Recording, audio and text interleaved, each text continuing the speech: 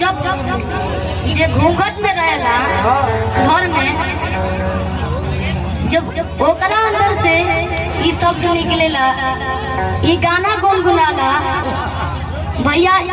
ये अलग उमंग देला, अलग आप लोग के प्यार भाई। और ये गाना कब सुननी लोग? जब खाना बनत रही,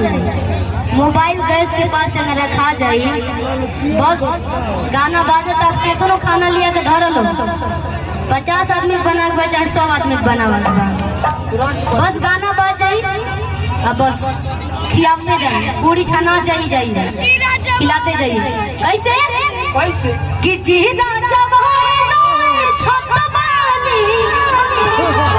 अरे राजा के कि जीदा छत बानी, अरे लागी ना सैया के होके नजरिया, कि जीदा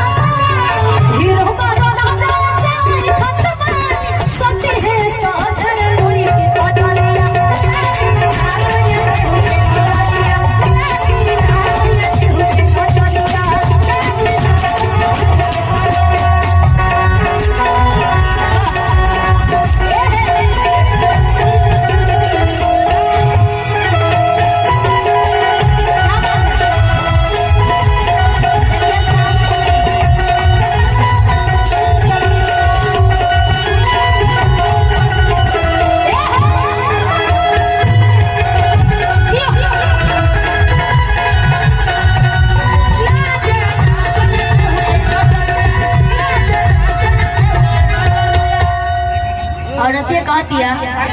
कि धन गहना गुरिया, अरे बातिए देहा बुझी, किसे लुरा बाजे काटे मोहके, का होई अरे काटिए देहा बुझी, मेहरारू में उताकत हो जाला, जाओ खाली तनिको मरद तनि छेड़छाड़ करस न करी, काली के रूप धले लो दुर्गा के, ऐसे कहल बा नारी दुर्गा से कम नहीं है ना, मुका मुका जाना तो वाला, और अथे कही से जाना तो वाला, किन के 3 मुका मार, हाँ हो कि कहन कि और धन कहना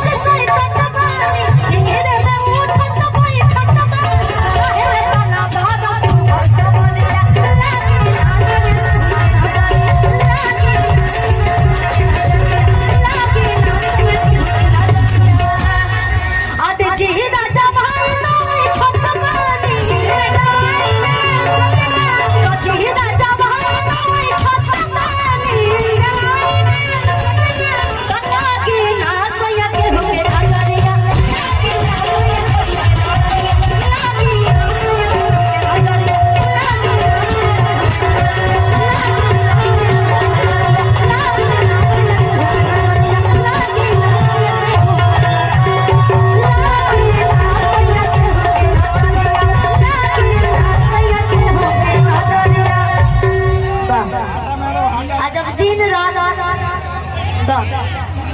क्या बात है।